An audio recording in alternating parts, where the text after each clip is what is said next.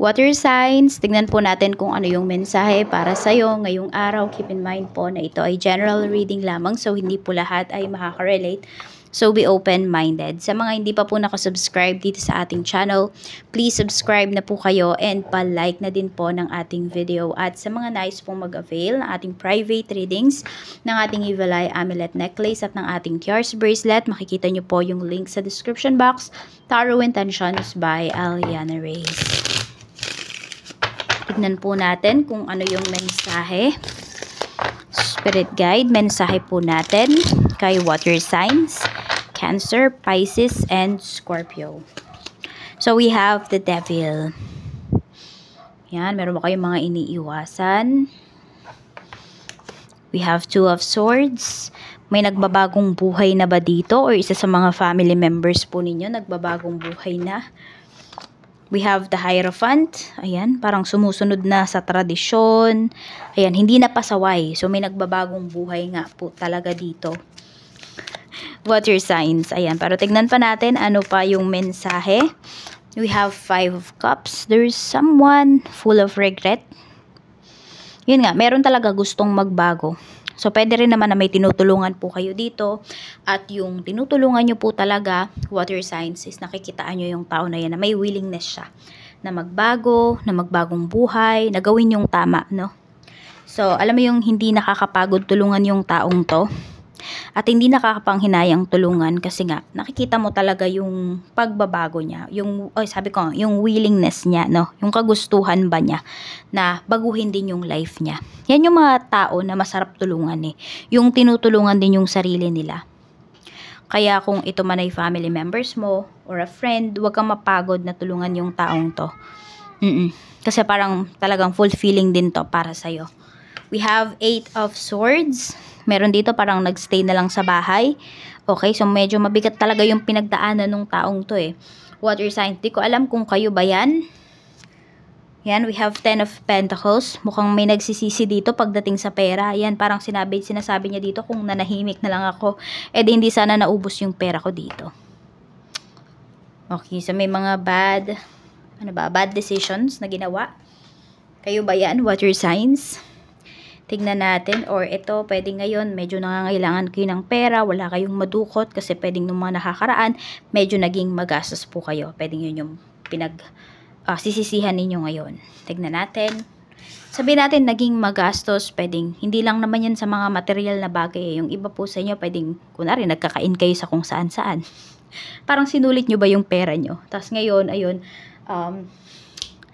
merong emergency, merong paggagamitan ng pera, walang madukot yung iba sa inyo. So, yun. Sabi nga, wag ubos-ubos biyaya. So, magtabi din po talaga. Minsan kasi nakakalimutan natin yan eh. Diba? May mga tao na kunwari, wala silang hawak na pera. Ang dami nilang gustong bilhin. Meron naman, kapag hawak na nila yung pera, hindi na nila alam kung ano ba yung bibilhin nila. Parang ayaw na nilang gastusin yung pera. Pero meron naman nga din po sa inyo, ayun, pag nagkapera naman, todo gastos naman. Hindi naman iniisip yun na yung kinabukasan. So, yun, lagi po kayong magtatabi para sa kinabukasan. Kasi po, hindi naman sa lahat ng oras, diba, may tutulong sa atin. Pwedeng tayo, tumutulong tayo sa lahat ng oras. Pero yung mga tao, diba, yung pagtulong ba natin, kaya ba nilang tumbasan yun? Or lagi din ba silang nandyan? Tumutulong? Hindi, diba? So, unang-una, syempre, tulungan nyo muna po yung sarili nyo. Ayan, so, iwas kayo dito sa mga gastos, sa mga tukso. Yan. Kung kinakailangan, magstay lang muna sa bahay, magstay lang muna sa bahay. Kung meron kayong 50 pesos or meron kayong 100 pesos ngayon, huwag nyong gastusin lahat. Diba, mag-save kayo ng 20 pesos as, diba? Ganon. Yung 10 pesos doon, itabi mo, ipunin mo, yung 10 pesos, extra money mo. Ganon yung gawin mo. Oo. For kinabukasan. So, dapat meron kayo laging iniipit. Yun, para meron din kayong kukuhanin, may susungkitin kayo, ganyan. Tingnan natin, we have the Lovers, ayan po. So, meron dito, no, nasa toxic relationship na. Pero, hindi nyo pa rin maiwan yung person po ninyo. Yan, nagdadalawang isip pa rin talaga yung iba sa inyo kung iiwan nyo ba.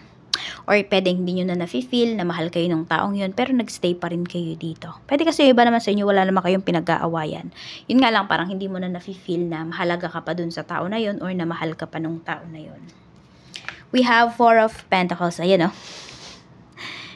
Yan, wag daw kayong magpabuyo sa mga sinasabi no ng ibang tao na, uy, sige na, water signs, gumastos ka, minsan lang yan. Pero yung minsan na yun, napakalaki palang gastos yun, ano. So, pag-isipan nyo talagang mabuti. And daw, mag-save daw talaga kayo. Yan yung sinasabi sa inyo dito. Yung iba po sa inyo, di ko alam kung wedding ba itong pinagsisavean ninyo or pinag-iipunan po ninyo. More on kasal kasi yung pinapakita dito. For some of you naman, pwedeng family. Yun. Pwedeng about to sa family. So, baka marami po sa inyo, tumutulong pa kayo sa family ninyo. Kayo po yung breadwinner. Tignan natin. Okay. We have Ace of Pentacles. Okay, wag daw po kayong malungkot dito, no? I mean, huwag kayo masyadong magpakalugmok. Kasi mabilis nyo naman daw mababawi yung pera na nawala po sa inyo. O yung, kunwari, financial losses ninyo. Or kung may ginastos man po kayo, mababawi nyo naman daw agad. So, mag-focus na lang kayo dun sa kung paano nyo ba mababawi yung pera. 'Di ba? Kaysa dun sa magsisi kayo na magsisi, hindi naman na yan babalik. Tsaka kung kayo naman yung nag-enjoy dun sa pera na yon, tanggapin mo na lang talaga na naubos na. At huwag mo na lang gagawin ulit. We have Two of Cups. Kailangan ng pag-uusap dito, oh. Ayan, okay. So, yung iba po sa inyo, kung kayo naman ay in a relationship pa lamang, tas di mo talaga na-feel, no, na mahal ka nung taong to, tas niyaya ka magpakasal. Kausapin mo yung person mo kung ano talaga yung nararamdaman mo towards this relationship. So, wag kang oo basta-basta. Kasi baka mamaya, hindi naman kayo nagkakaintindihan. 'Di ba? We have Knight of Swords. Okay. Ayan ha, huwag kayong magpadalos-dalos talaga pagdating dito sa money po ninyo. Meron yata kayong gustong bilhin, medyo malaki-laking halaga to. So ayun, kaya lang yung iba nga po sa inyo ay need yung maghinay-hinay pagdating dito sa inyong kaperahan. Oo. Mababawi nyo din naman agad. Tsaka yung iba sa inyo ito, parang may nagre-request kasi sa family members. Okay, baka mayroong pinapabili po sa inyo. Ewan ko ba, parang puro palabas yung pera ninyo dito ngayon, water signs. Kaya medyo magtipid-tipid talaga kayo. We have Seven of Pentacles. Yan. Tsaka long-term investments daw yung gawin mo dito. Huwag yung mabilis na magkakapera ka agad, tapos mawawala din. Meron talaga kayong kailangan baguhin, no, pagdating sa money. Di ko alam, may nagsusugal ba dito or may nag-online kung ano man online na games yan na gumagastos po kayo. Nako, i-uninstall nyo na yan. We have Wheel of Fortune. But in reverse kasi siya. So, ingat kayo ha. Dito sa kung may nagyayayaman nga po sa inyo about relationship, about marriage. Pag-isipan nyong mabuti. We have Nine of Swords. Yan, di na makapaghintay yung iba sa inyo. Medyo nababalisa yung iba sa inyo ngayon eh. Pagdating dun sa pera na nilabas po ninyo. Okay, huwag kayong magmadali dun sa money na hinihintay po ninyong bumalik. Baka meron dito, nag-invest kayo sa business.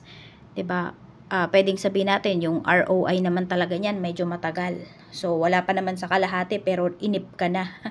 Huwag ganun. Mag-intay-intay ka muna, okay? Just relax and focus ka muna dun sa pagkita. Focus ka muna dun sa negosyo mo. O, huwag kang magmamadali. Kasi mababawi at mababawi mo din naman yan. Hindi mo daw kailangan magmadali. Ma-stress ka lang kapag ganyan yung ginawa mo. Or naging attitude mo ba towards dito sa business mo.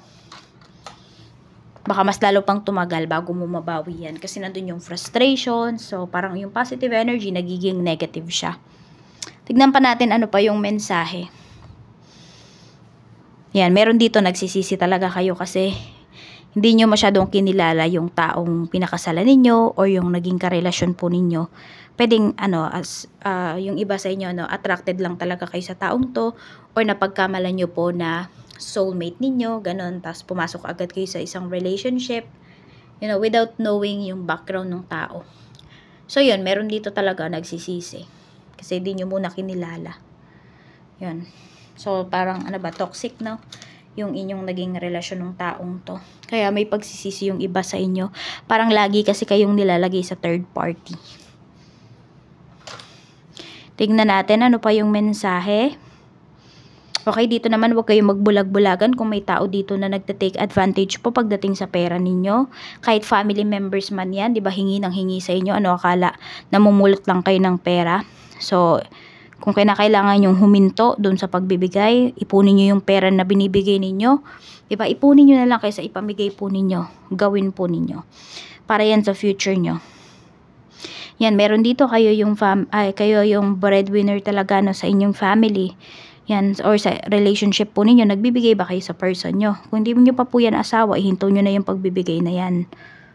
Tsaka wag mo na kayong mag-invest. Kunwari, nagpapatayo ng bahay yung iba sa inyo.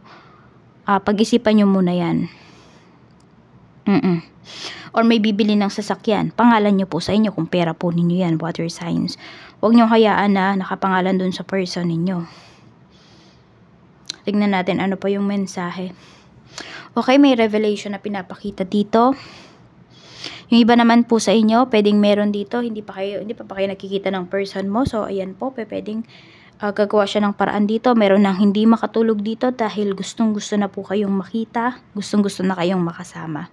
So, ayan lang po. Maraming salamat. Mag-iingat po kayo always and more blessings to come.